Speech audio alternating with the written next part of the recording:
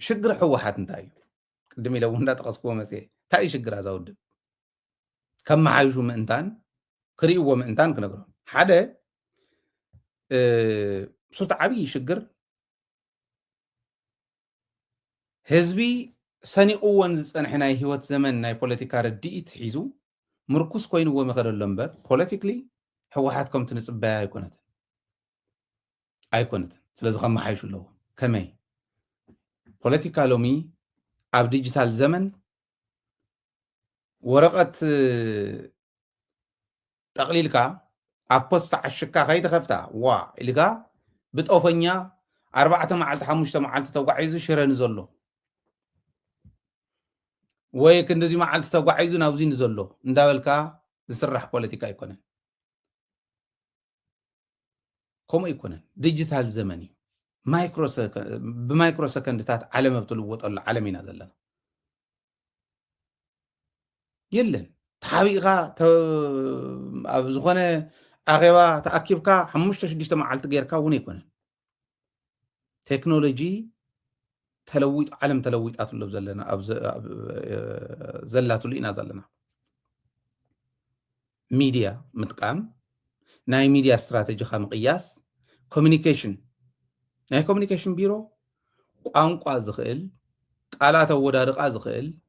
ስሕተት ብጣዕሚ ሚኒመም ብዝኾነ ደረጃ ዝግምገም ስሕተት ፈጢሩ ኣብ ዝገብሮ ስፒች ፀገም ፈጢሩ ስሕተት ፈጢሩ ዓዲ ናብ ሓደጋ ዝእቱ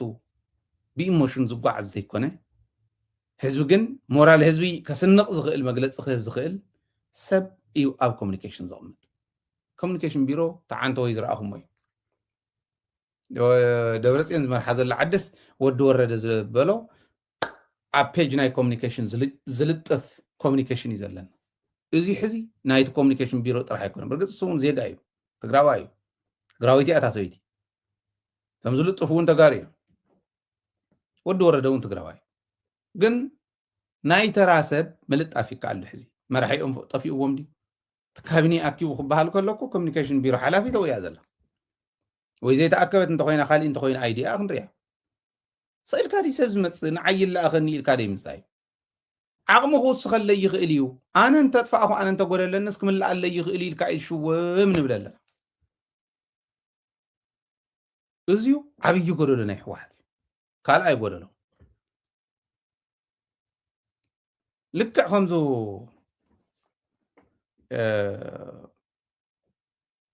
እንታይ ዝበሃል ብዓድና ምስላ ዓሻይ ሃፍታ ምስ ድኻ ዝፈጠረ ይመስሎ ዝበሃል ደናቁር ሃፋትም ኣለዉ ቅድም ኢልና እውን ንገልፆም ዝነበርና ድኻ ዝፈጠሩ ዝመስሎም ክኸዱ ከለውስ ንሳቶም እናተንሳፈፉ ዝኸዱ ዘለዉ ዝመስሎም ከምኡ ዝመስሎም ደንቆሮ ሃፍታም ድኻ ዝፈጠረ ይመስሎ ይበሃል ፖለቲከኛ ተባሂል ናብ ሕወሓት ክኣቱ ከሎ ፖለቲካ ዓለም ፍትፍት ኣቢሉ ዝበልዐ ካብኡ እንዳቆረሰ እንዳሸረፈ ዝድርብየልካ እዩ ዝመስሎም ረኣይዎም መድረክ ክፍጠር እንተኮይኑ ወዲኦም ወሲኖም ጠቕሊሎም ይመፁ እሞ ሓደ ሰዓት ሙሉእ ተዛሪቡ በሉ ደሓን ዋዕሉ ኢሉካ ይኸይድ ከምኡ ዶ ይግበር እዩ ካባይ እውን ክወስድ ኣለዎ ዘለዎም ንዕቐት ክነግረኩም ኣይክእልን እዚዩ ናይ ድንቁርና ጫፍ መግለፂ እዩ ሓሲቡ ወዲኡ ወሲኑ ኣይኮነን ዝመፅእ ከተወስነ ኣለካ ወሳኒ ንስኻ ኢኻ ትኽክል ተመሪፅካ ኢኻ ግን መጀመርያ ህዝቢ ተዛርብ ካባይ ትወስድ ካብቲ ሓደ ትወስድ ካብቲ ሓንቲ ትወስድ ትእክብ ናይ ህዝቢ ልልየት ትፈልጥ ናይ ህዝቢ መረረት ትፈልጥ መፍትሒ ካብ ህዝቢ እውን ይመፅእ እዩ እሱውን ትወስድ እዚኦም ፅሙቕ ኣቢልካ ከም መራሒ እዚኣ እያ እምበኣርታ ተፀሙቐት ኢልካ ከዓ ኣብታ ትዛረበላ እዋን ከምዚኣ ጌርካ ትዛረብ እዚና ሓሲና እዚና ወሲና ተቐበልዎ ደሓን ዋዕሉ ኢልካ ምኻድ ግን ቀስ እናበለ ሎማዓንቲ ሓደ ፅባሕ ክልተ ድሕሪ ፅባሕ ሰለስተ እንዳራገፍካ ኢኻ ትኸድ ሕወሓት ትበሃል ውድብ ምናልባሽ እውን ከምዞም ጀማይካውያን ራስተፋርያን ኢሎም ዘምልኹ ከምኡ ከምልኽዋ ተቃሪቦም ዝነበሩ ብሄር ብሄረሰባት ካብኡ ናወረደት ኣበይ በፂሓ ከም ዘላ ራይዋ እዚኦም ስለዘየማልእ ናይ መለስ ዓብይ ስኪል እንተድንቕዮስ እንታይ እዩ ተባሂላ ሱዛን ራይዝ ትበሃል ሰበይቲ ኣብ ዝገለፀትሉ ዶክተር ኢሌኒ እውን ገሊፃቶ ነራ ባይ ወይ እዚ ክልቲአን ካብ ክልቲአን ሰማዕኽዎ ናይ ምድማፅ ክእለቱ ዋላ እንዳፈለጦ እንዳሃለወ ኣነ ርድኦ ኣለኹ ኢለ ርድኤ ትብል ዶክተር ኢሌኒ በቃ ይርድእ ኣለኹ ኢለ እምበኣር ፕራይም ሚኒስተር እንድሕር ዝሰምዓኒ ኮይኑማ በቃ ክውስኸሉ ኢለ ሞያዊ ናይ ኣካዳምያ እና ሪሰርች እየ ዘውርር ዘለኹ ና መፅሓፈይ እውን ሂበዮ ፀኒሐ ኣንቢብዎ እዩ ትብል ኣንቢቡ ፀኒሑ ኣንቢብዎ ድዩ ኩሉ ግን ኣይፈለጥኩን ኢላ ድሓር ስኢሉ የዳምፀኒ ዋው እምበኣር ይርድእ ኣለኹ ኢለ ብዙሕ ለፍሊፈስ ድሓር ትዘንበቦ ምልክት ገይሩሉ ኩሉ ትዘንበቦ ሓደ ብሓደ ኣነ ዘይፈልጦም ተርሚኖሎጂ እውን እንዳተጠቐመ ክኸድ ከሎ ኣይ ዋስ ሾክድ ኢላ ኣይ ዋስ ሾክድ ንዕኡ ከዳምፅ ኢለ ኣይኮነን ዘዳምፆ ነይረ ሾክድ ኮይነ እየ ዘዳምፆ ነይረ ከመይ ገሪኡ ዝኩሉ ትዕግስቲ ነይርዎ ዝኩሉ እንዳፈለጠ ደኣ ኢለስ ገሪሙኒ ትብል ናይ ሕዚ ተረዲአካ ትበሃል ሕማም ኣላቶም እዚኣ ባይ ወይ ኣብ ሜዳ እያ ትሰርሕ ኣብ ሜዳ ክዛረብ ከሎስ ተኸሽፉ ከይኾኑ እሞ ካልኦት እንድሕር ዲቴይል ተኸይዱ ሬድዮ ተጠሊፉ ከይኾኑ እሞ ዲቴይል እንተኸይዱ ዲቴይል ከይፈልጡ ፀላእት ተባሂል ተረዲአካ ይብል እንተተረዲዎ ኣነ ሓቲተ ነይረ ሰራዊት መራሕቲ ተረዲአካ ተይልዎ ተረዲእዎ ኣሎ በቃ ይገድፎ ማለት እዩ ፖለቲክሊ እንዳተንተንካሉ መፍትሒ እንዳሃብካያ እናሃለኻ ተረዲአካ ኣይተረዳእን እኮ ኣይፈልጦን ሓደ ክነግረኩም ፅቡቅ ኤግዛም ሽሙ ይጠቕሶን ስለናይ ሚድል ኢስት ኢና ነውግዕ ነርና ድሓር ከምዚ ዝበለ ተረዲአካ ኣለኹ ከማና እዮም እስኪ ንገረኒ እቲ ታሪክ ኢለ ሾ ኣነ ያው ቁርጡላን ፍጥጥ ስለ ዝብል ይመስለኒ ደፊረ ስለ ዝሓት ኣይተረዳእኻንን ንገረኒ እስኪ ታሪኾም ከመይ ገሪእ ከማና ዝኾኑ ገለ ይብሉ ኣለኹስ ኣይፈልጦምን በቃ ኣይፈልጦምን ሱቕ ኢሉ በቃ ክነግረኒ ስለ ዝደለየ ንሱ ክዛረብ ኣነ ክሰምዖ ስለ ዝደለየ ጥራሕ ይኸብ ኢሉ ተወጣጢሩ በቃ ውጥር ኢሉ ናበይ ከምዚ ዲኻ ትብለኒ ዘለካ ኣይትፈልጥን ዲኻ ትብለኒ ዘለካ ዝብል ናብ ህልኻ ኣትዩ ኣይበልኩኻን ንገረኒ ኢለ ዘየለ ነገር ቱት ኢሉ የለን ሓሶት እዚኡ ክነግረካ ነይረ እምበኣር ኢለ ኣውጊዐ ኣነ ይፈልጥ ኣይኮነን ዝብ ዘሎ ንኻሊእ እውን ከምኡ እዮም ናይ ምድማፅ ክእለት ኣብ ተጋሩ ይጠፍኡ ዘሎ ሕወሓት ጥራሕ ግን ኣይኮነን ከዓ ከምኡ ጌርኩም ከይትሓስቦ ኣብ ተጋሩ እውን መላእ ትግራዋይ እዩ ናይ ምድማፅ ክእለትና እንዳሞተ ዝኸድ ዘሎ ግን ህዝቢ መራሒኡ ስለ ዝመስል እቶም ዝመርሑ ናይ ሕወሓት መራሕቲ ዝበሃሉ ዝመርሕ ናይ ካሊእ ናይ ሰራዊት ዝበሃል ከዳምፅ ክእል ኣሎ ካብዚ ፅቡቅ ግንዛበ ዝረኣኹሉ ወድን በይተይ እከለ ኢለ ክጠቅስ ስለ ዝደለኹ ኣይኮነን ኤግዛምፕል እንተኮይኖም ኤግዛምፕል ጌርና ንጠቕመሉ የዳምፅ እዩ ክዛረብ ከሎ እውን ንኣብነት ኣብ ሰለስተ ከፊሉ እንድሕር ኮይኑ ክነግረካ ኣብ ሰለስተ ከፍለልካ ኢሉ ተን ሰለስተ ይርስዕንን ብደንቢ ብውረድ ተዋረድ ይዛረብ ፅቡቅ ክንመሃረሉ ንኽእል ኢና በቃ ጠቕልል ለቢል ናይ ምዝራብ ክእለት ኣለዎ ናይ ምድማፅ ክእለት ኣለዎ ፅቡቅ እዩ እቲ ካሊእ ከዛረበካ እውን ዓልቃ ይፀበካ ከዳምፁ ነው ይኽእል እዚ ጠፍ እዩ ስለዚ ወሲንካ መፂኻ ኣኼባ ትብል እሞ ናይ 2 ሰዓት እንተኮይናስ 1 ሰዓትን 45 ደቂቃ ተዛሪቡ ربع ساعات حتى دلكم قال لي حتى مستحاتته ويك حتى اكل مسؤول ساعات سلا زيبلنا حدث طرحيلو حدث بخيو يفله سلاذ زمصلካ ተሸኪምካ ትኸድ ማለት እዚ ናይ ድንቁርና ፖለቲካ እዩ እንዶም 75 25 ክትገብሩ 75 ክትዳምፁ 25 ክትዛረቡ እንተትኽእሉ ብዙሕ መወሰድኩም ዝብለለን ሕማም ናይ ሕወሓት ካልኣይ እዚ ናይ ሚድያን ፕሮፓጋንዳን ሓደ እሱ ቀዳማይ እመኑኒ ሃይለ ብዙሕ ሰብ ብዙሕ ይብል እዩ ሃይለ ይትረፍዶ ናይ ገንዘብን ናይ ሞራልን ድጋፍ ናይ መረዳእታ ናይ ሓበሬታ ድጋፍ ረኺበ ይፈልጥን እዚ ብደንቢ ሙሉእ እምነት ብሙሉእ እምነት ይዛረብ ዘሎ ካብ ሕወሓትስ እዚ ዘሎ ሓበሬታ ኢሎም እዚ ይብል ነይሩ መን ሓደ ሸራፍ ሕልና ጣዓመ ዝበሃል ደንቆሮ ካብ ሕወሓት ተፃሒፉ ይወሃቦም ይብል ናብ መን እዮም ሰድዎ ዘለው እዚ ናይ ሕወሓት ፅሑፍ ዳ ኣነ ሞፂነ ይፈልጥን ይመጉተን እንደ ዝኾነ ይኹን ዋላ ካብ ሕወሓት መፂ ሰዲድና ልካ በዛ መዓልቲ እዚኣ ይበለን እንደ ሓደ يترفد زناي جنزب المورال اندقافن ما يترفد دزيو حبريتا ون يزولكم زلو حبريتا سند دبيت وين هايله نقولو كمزي اجرنا هيبنا يزول سب انتهاليو بليز نو يلن تايد اخام خمس تقبر قديونكم يقول نيرو سخاكو واحد تدحن بلتو زلخا خمس تول زلخا برساتو مسكم زي يقولوا خانيلو انا هو واحد زدحن حزب سله طقمي ካብ ሕወሓት ዝበለፀ ውድብ ስካዕ ዘይሃለወ ገዛ ክረምቲ እንተኮይኑስ መፅለሊኻ ገዛ ዘይሰራሕካ ገዛ ይተፍርስን እዚኣ እታ እምነተይ ካብዚ ወፃኢ ይትረፍዶ ገንዘብን ሞራልን ናይ ሓበሬታ ድጋፍ ናብ ደደቢት መፅኡ ይፈልጥ ፍፁም ፃዕርና ብፅፍርና ንነብር ብጅባይ ዘመሓድራ ሓደ ግዜ ሕርር ኢለዋላ እንዳሃለኹ ካብ ደቀይ ምንጥቕ ኣቢለ ገንዘብ ናብ ሳተላይት ዝኸፍል ሰብ እየ የለን ኣቱም ሰብ እንተሓሲብኩም ተሓርኡ ስለዚ ሚድያ ዘሎ ሓደ ኣብቲ ወሲንካ ምምፃእ ስምዑና ምባል ስምዑና እምበረይ ንሰምዓኩም ንምባል ክልተ ኣመሓይሽዎ ዘይነግረኩም ዘለኹ ንሱ እዩ ካሊእ ናይ ሓሳብ ድርቀት ፅሒፍካ ሂብካዮም እውን ናይ ሓሳብ ድርቀት ኣብዚ ዘለዎም ጌጋ ክነግረኩም ንሰብ ፅሑፉ ክትጥቀም እንተኮንካ ኣክኖሎጂ ምግባር ፅቡቅ እዩ ደደቢት ዝበሃል ሚድያ ዘቕረቦ ትክክል እዩ ጌጋ እንተኮይኑ እውን ጌጋ እዩ እዚ በዚ ዝተኻኺልና ያለና ሃይለ ሂብዎ እንተኮይኑ ታንክስቶ ሃይለ መልዓሊ ሓሳብ ሂቡና ኣሎ ወይ ገብረ ማርያም ዝበሃል ሂብዎ እንተኮይኑ ታንክስቶ ገብረ ማርያም መልዓሊ ሓሳብ ሂቡና ኣብዚ ኢንቨስት ጌርና ናብዚ ዝሊቕና ያለና ተጋሩ ከምዚ ክትኮኑ ኣለኩም ኢልካ ምኻድ ፅቡቅ እዩ ፅሑፍ ሂብናዮም ናቶም ገይሮም ዝቐርቡ ንእከለ ሂብካዮ ዲኻ ንእከለ እንዳበለ ይጥይቐካ እንታይ ይብሉ ከም ዘሎ ይርዳእኒ እያ ንእከለ እንተሂብዎ ቅድሚ እከለ ናተይ ኢለ ከቕርቦ ይክእልን እያ እታ ኣናሊሲስ ናይ ሓሳብ ድርቀት ዘለዎም ኣለዉ እዚዩ እቲ ካሊእ ፀገም እዩ ብርግፅ ኩሉ ክሓስብዎ ኣለዎም ማለት ኣይኮነ ንሕና ኢና ሓሲብና ክንቦም ንኽእል ህዝቢ እዩ ሓሲቡ ክቦም ዝኽእል ብፍላይ እቲ ኢሊት ሓሲቡ ክቦም ዝኽእል ንዕኡ ተቐቢልካ ተረዲእካ ናይ ምትግባር ተዘይተረዲእካ ሓቲትካ ናይ ምትግባር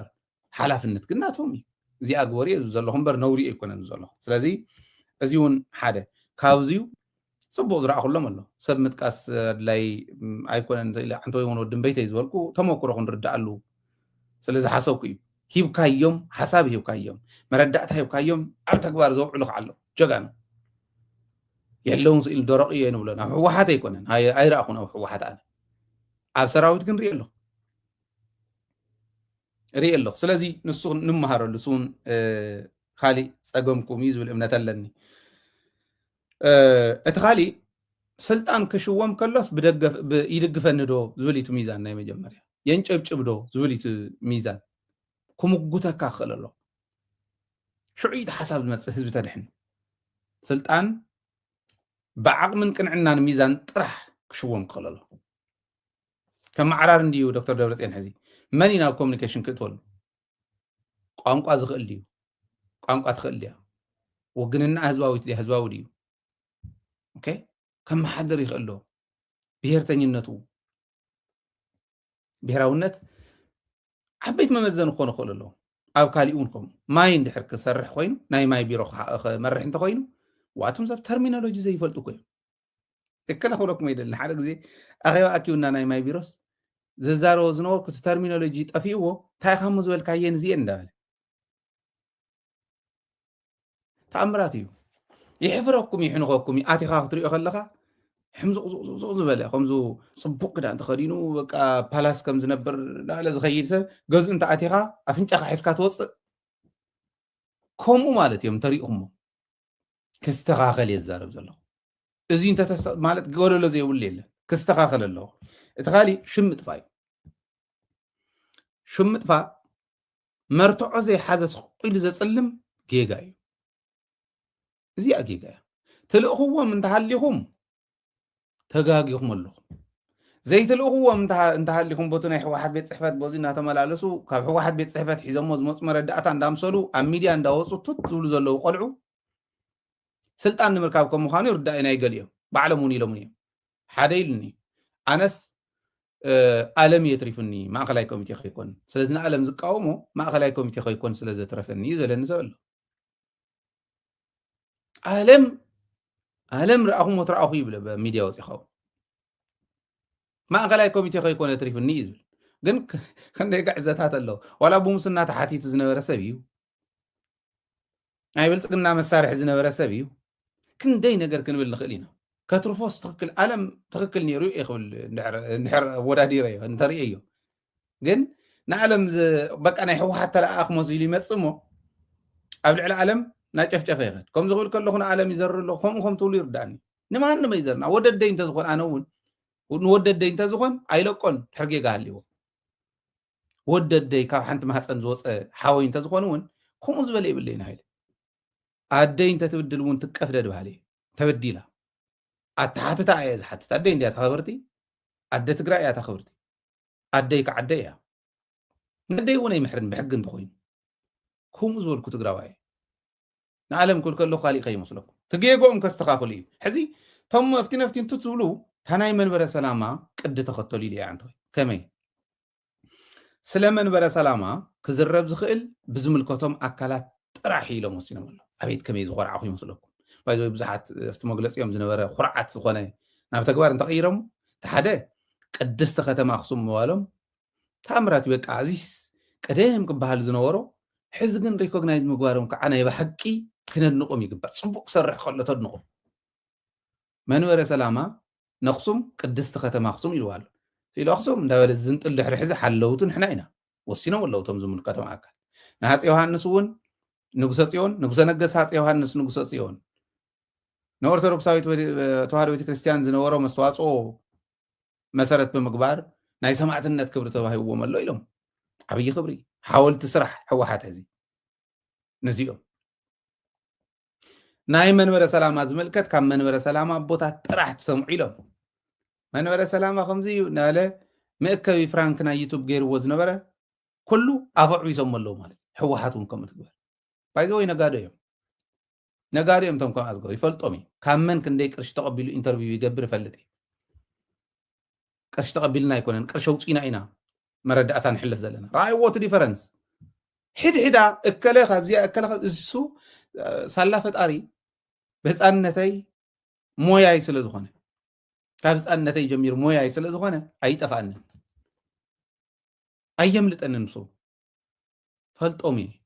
መን ካብ መን ገንዘብ ተቐቢሉ ኢንተርቪው ይገብር መን ካብ መን እንታይ ደልዩ ንመን ይፅልም ፈልጦም እዩ እዚኣቶም ሕወሓት ከፅዱፍ እዮም ሕወሓት ስቕ እንተይልካ ትክክል ኣይኮነን ሕዚ ብርሃነ ተኣሲሩ ብርሃነ ሕወሓት ወኪሉ ክዛረብ ከሎ ኣንታ ግደፉ ናይ ሕወሓት ሰባት ክፀርፍ ከሎ ንእከለ እናፈለየ ክፀርፍ ከሎ ግደፉ ልኢኽኩምሞ እንተኮንኩም ካብ ውሽጢ እንተኮይና ሓዝቡ የትሕዞ እዩ ሕቶተይ ትክክል ኣይኮነም ስሩ ሕወሓት ወኪሎም ሕወሓት ክውክሉ ዘይግብኦም ሕወሓት ዘይወከለቶም ዋላ ግለሰባት ነጊሮሞም ክዛረቡ ትክክል ኣይኮነን እዚኦም እንድብዎም ከም ውድብ እዮም ዘፅልሙ እዚኣ ትተኣረም ይብል ነይረ ድሓር ሕወሓት ሒዛቶ ሕወሓት እያ ዝእሰረትኒ ኢሉ ሕወሓት ዲ ሒዛቶ ሕወሓት ዲ ኣሲራቶ ሕወሓት ከሳቶ እንተኮይና ተኸሲ ክንሪኦ ኢና ሶፋር ዝረኣናዮ ግን ወታደራዊ ዲስፕሊን ስለ ዝጠሓሰ እዩ ዝብል ይትምእሰር እዩ ሒዛቶ እንተትኾኑ እውን ትክክል እየ ክብል ነይራ ትክክል እየ ክብል ነይረ ኣተሓትቱ ኣተሓሕዝኡ እንተነጊሮም ኤክስፕሌን እንተገይሮም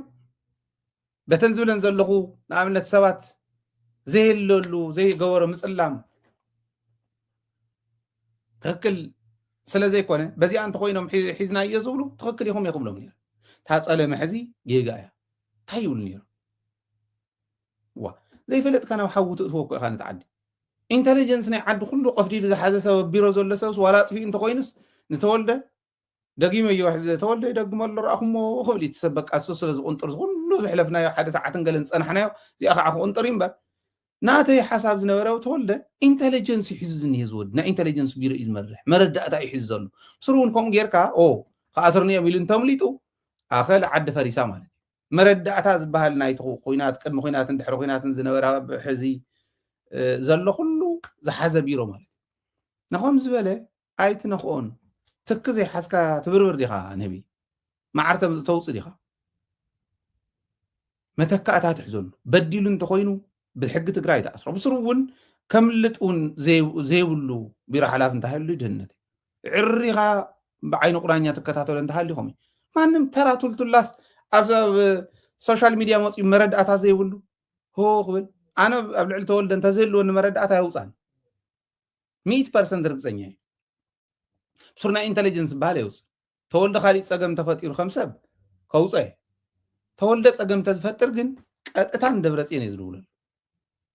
تزيل علي ون صحفل تزي صحيفل لا تزي ملس لا ون نتهم تولز ملسو ناي سراويت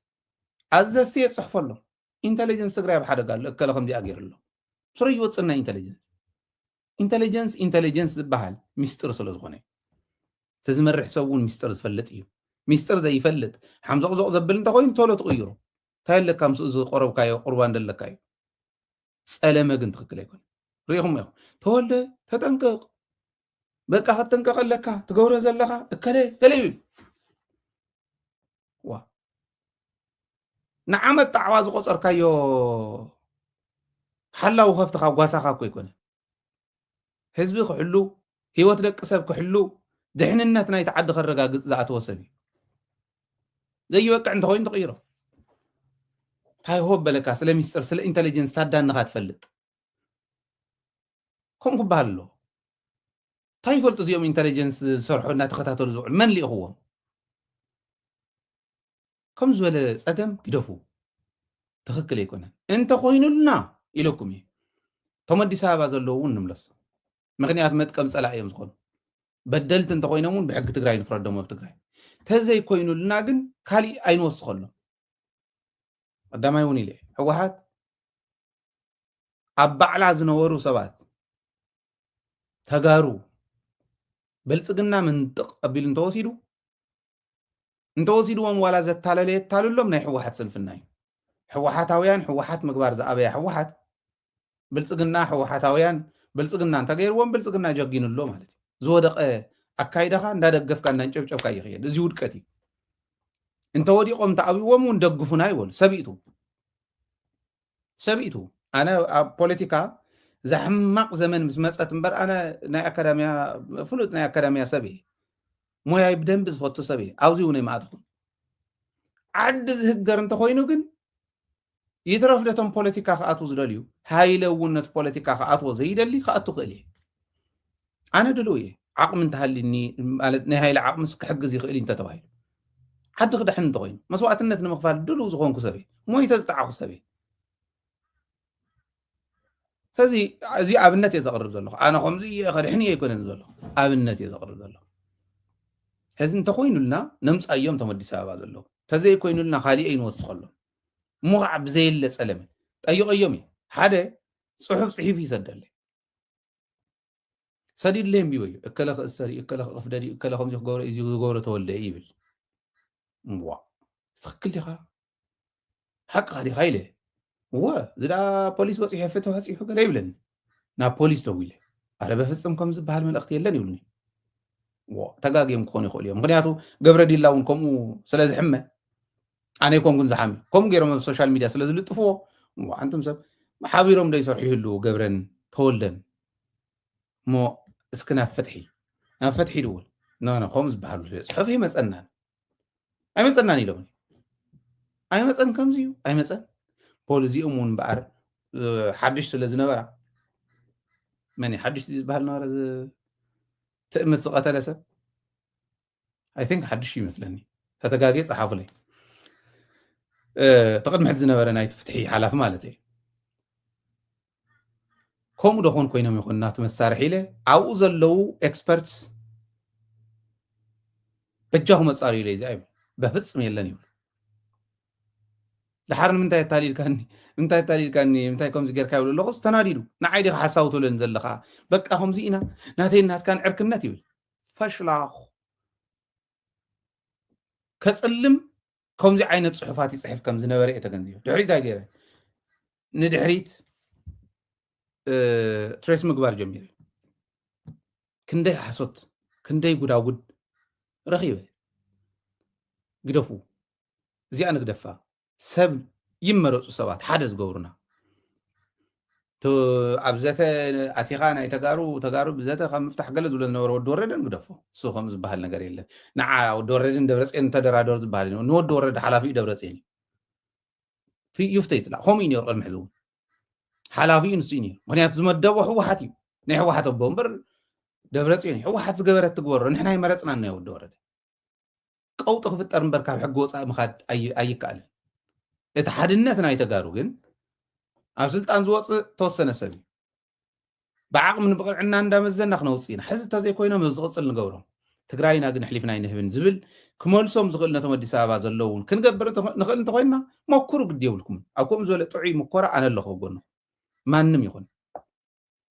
ሽማግለ ናይ ዓዲ ኣለዉ ዓበይቲ ዓዲ ኣለዉ ዓዶም ሕሊፎም ዘይህቡ ብመንነቶም ብክብሮም ፍጹም ዘይደራደሩ ግን ኣስተውዒሎም ከዓ ዝኸዱ ንዓ እከለ ካብዚ ኣረጋይ የለ ካብ በዙ ሽረ ከባቢ ወይ ብልዕሊ ኢልካ መቐለ ከይድካ እውን ማማ እከለ ወይ ባባ እከለ እናበልካ ካብ ኩሉ ከባቢ ከምኡ ጌርካ ሓደ ዝገብር ክትከት ትኽእል ኢኻ በቃ ናይ ሪኮንሲሌሽን ኣብ ዓዲ እከለ እንታይ የቕይሙካ ፃድቃን ስልጣን የቕይሙ ኣኺልካ ኢኻ ኣረ 80 መሊእኻ ግዲ የብልካ ኢሎም ከፍ ዘብሉ ዓገር ገሪልካ ስልጣን ይርከብ ብዓቅሙ ብቕንዕና እከለ ይበልፀካ ኢሎም ከፍ ዘብልዎ ብግልፂ ዝዛረቡ ቦታት ኣዴታት ጌርካ ክመፅእ ይኽእል እዩ ዋላ ንሕና እውን ኣብ ናተይ ደረጃ ዘሎ መንእሰይ ወለዶ ትምህር ወለዶ ዝበሃል እውን ክሰርሑ ይኽእል እዩ ትክክል እዩ ንሕና በሰላ ሓደ በሰላ ዘለዎ ቆርበትን ዘይተጎደአ ቆርበትን ሓደ ይኮነ ናብ ሓዊ ክተቕርቦ ከለካ እቲ በሰላ ዘለዎ ቶሎ ይስምዖ ቶሎ እዩ ዝናደድ ቆርበት ቶሎ እዩ ዝቁጣዕ ሰውነትካ ንሕና በሰላ ብበሰላ ዝኾንና ኢና ተጨፍጨፍና ኢና ትክክል እዩ ርግዕ ኢልና ዘይክንዛረብ ንኽእል ኢና ግን ናይ ግድን ከዓ እዩ ርግዕ ኢልና ምዝራብ እዝዩ ነስተኻኽሎ ንኽእል ኢና ትፀለመ ይትረፍ ካሊእ ተሪፍ ወዲ ወረደ እኳ ስነፅልሞ ኣይኮንናን ዘለና ንምጉቶ ኢና ዘለና በቲ ሓቂ ነተዓንተ ወይ ዝወፃ ትክክል ኣይኮነን ወይና ንምጉቶ ዘለና ቀድሚ ሕዚ ዝገብሮ ዝነበረ እውን መርትዖ ሒዝና ኢና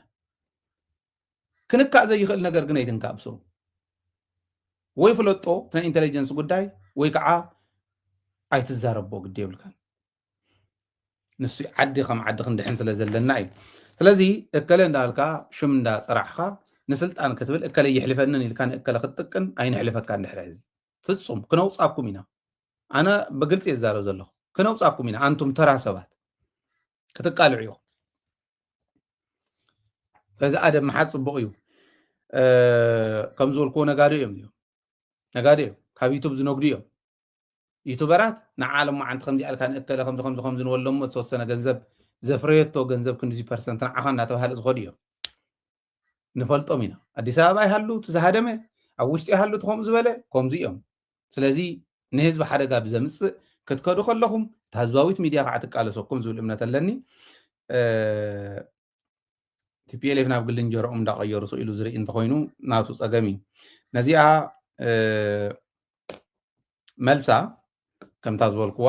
ከምታ ናይ መንበረ ሰላማ መኻድያ ከምታ ናይ መንበረ ሰላማ መኻድያ ናይ TPLF ጉዳይ ብናይ TPLF ሓለፍቲ ጥራሕ ናብ ሚድያ ዝወፅእ እንተኮይኑ ብወሃቢ ቃል ናይ TPLF ጥራሕ ኢንተርቪው ዝግበሩ እንተኮይኖም ናይ TPLF ዓበይቲ ሓለፍቲ መኺሮም ዘትዮም ዝገብርዎ ጥራሕ እናተባሃለ ክወፅእ ኣለዎ ማለት እዩ TPLF እውን ከምዚ ገይራ ክተስተኻኽል ትኽእል ግን ሓንቲ ናይ መወዳእታ ከቕምጥ ይሁዳታት ኣለዉ ይሁዳ ብ30 ዲናር ፈጣሪኡ ክሸይጥ ከሎ ተናሲዑ እዩ ድሓር ተናሲዑ እዩ ተን ገንዘብ እውን ኣይወሰደን ከምቲ ኣቦታትና ዘምህርና ግን ፈጣሪኡ ኣብሊዑ ይሁዳታት ኣዲስ ኣበባ ሃለዉ ኣብ ውሽጢ ሃለዉ ህዝቢ ትግራይ ቦዝያ ሸፋቱ መፂኦም በቲ እውን ቁምቡላታት መፂኡ ክጭፍጨፍ ኣለዎ ኢልኩም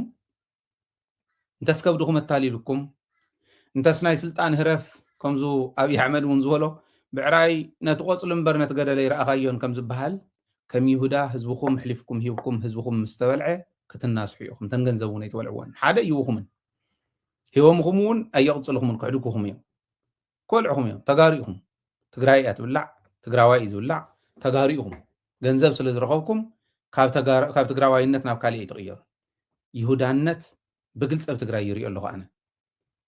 يهودا النت يزي ከም ይሁዳ እተን ትቕበልዎን 30 ዲናር እተን ፈጣሪኹም ዝኾነ ህዝቢ ዝፈጠረኩም ህዝቢ ዝዕበየኩም ህዝቢ ኣነ የስታውሰኒ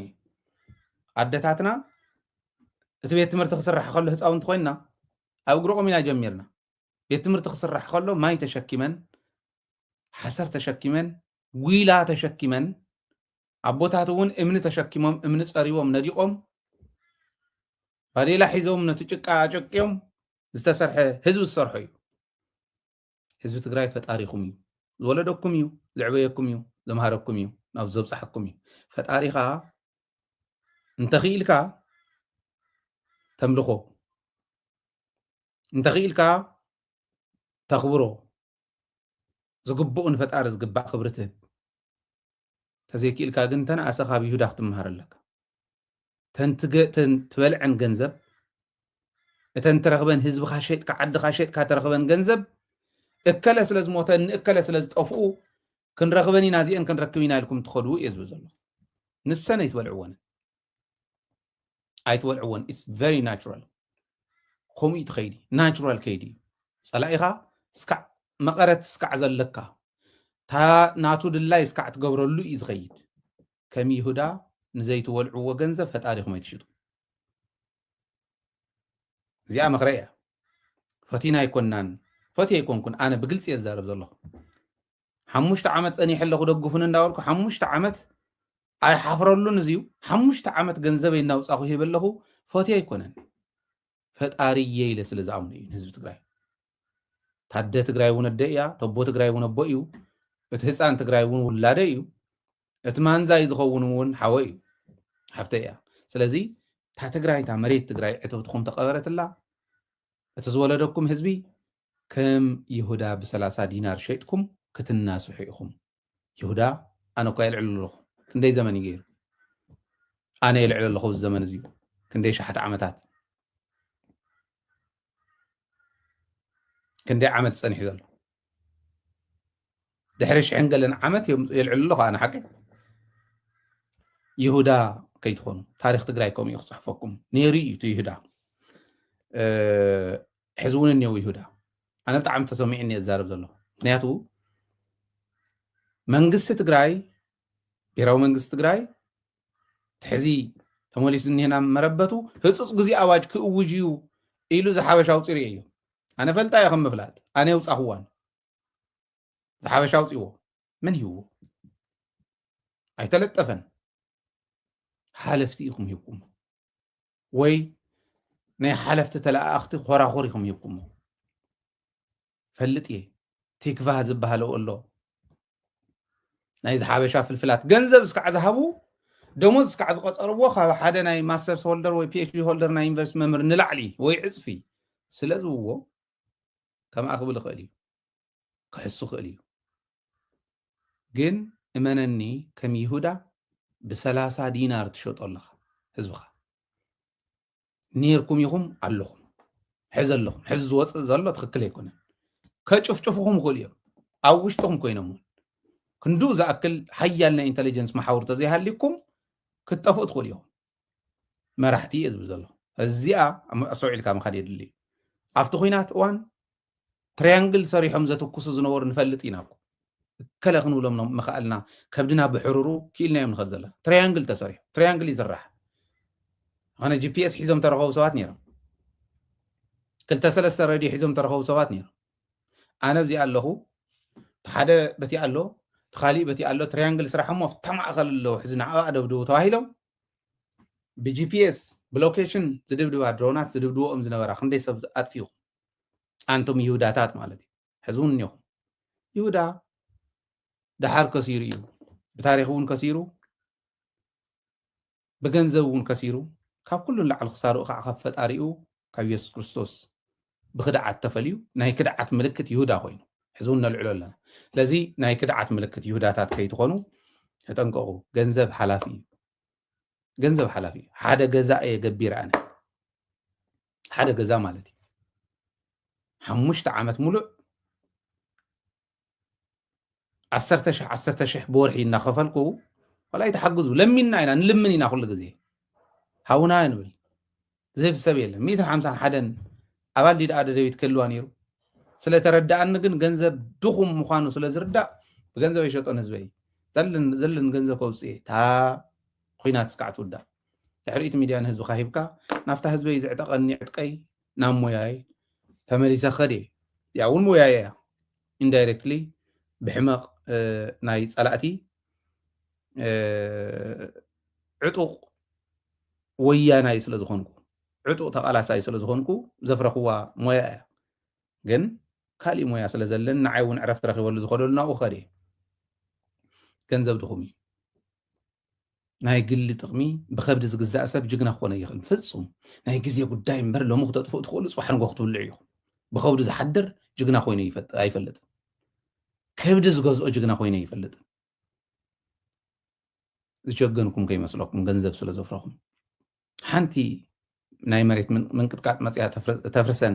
ፎቓት ሒዝኩም ዝሃፍተምኩም ከይመስለኩም ታይወትና እውን ባዕላ أبي كم طف زين فلتح حماق الطفاف أو كطف خم تخل كحسب زي خل طرح يخعش ولا تخل هو تون أبي إدنا يكون أبي إد فتاري هزوهم يتخدعوا تاريخكم يتبلا شوي هزون سلزل لخمي سلا تسمع عني خمي لا anyway زين لا خنزازمينا كاوزي وصاي أي هون أنت ما تصون نوعلهم نطفعتهم انت قرفوا بعرق انت مصون نوعلهم نلمعاتهم حدنتنا صنعنا مقلاس قلنا يقدنيو زي انا مغبار كعمرحتي زدامص اذني زحسب راسي كوميونيكيت قبر سكيل كلوكم خللو زول امنه لني زي لغزازمي ببزلكم سلام يكون لكم سلام عاوت المسجنا حزبنا اخوان ناي كل غزي تمنيتنان ناي ليتن قطرن صعرنانيو ددبيتن حقسكم ابالاتنا خونكم زلو زيلني هكم باي ايدني هكم وفندم لكم باي بال لكم تحتي ناي ددبيت ناي وغاغنا اكاونت ون لكم كل غزي خم نبلو نلعله سلا زخونه حفرلو انا حزبي يعني تكم ناي وغاغن ካልኦት ግን ትዝቀለለ ኣሜሪካ ዘለኹም ኣውስትራልያ ዘለኹም ኣውሮፓ ዘለኹም ክትሕግዙሉ ትኽእሉ ብዙሕ መስርሕ እኒአ ኣብ ዩቱብ ቻናልና እውን ጆይን ምግባር ይከኣል እዩ ደግፉ ኣይንድግፍ እንተልኩም ስክዓት ንኽእሎ ክንከድ ኢና ፍጹም ግን ዕጥቅና እነርግፍ ሰባት ኣይኮንናን ህዝባውነትና ተደኺምና እንተሲእና ንዝተወሰነ ግዜ ቋሪፅና ነቕፅሎ እምበር እዚ ናይ ክልተ ወርሒ እውን ክኸፍል ዝኽእል ኣይኮነ ነውፅኦም 151 እዮም ተደሚርና እየን ናይ 151 ዒስራ እውን ክኾና ይኽእላ ኣይኮናን እየን ክልተ ወርሒ ኣይኮናን ኣይመልኣን እዚ ናይ ዘወርሒ እዚኣ ከፊልና ናይ ታትቕፅል ወርሒ እውን ክኾናልና እየን ሓደ ሽሕ እንተዘይመሊኡ ንወድቕ ኢና ምንም ጥርጥር የብሉን ግን ከዓ ክንለዓል ኢና ምንም ኣይጠራጠርን እየ በዚዩ እዚ ኢለ ክፍለየኩም እየ ሰላም ምሳኹም ሰላም ንዓወትን ምስ ጅግና ህዝብና ክኾን ናይ ኩሉ ግዜ ትምኒትና እዩ ደጊመ ዓወትን ህዝቢ ትግራይ እናተመነኹ እየ ክፍለየኩም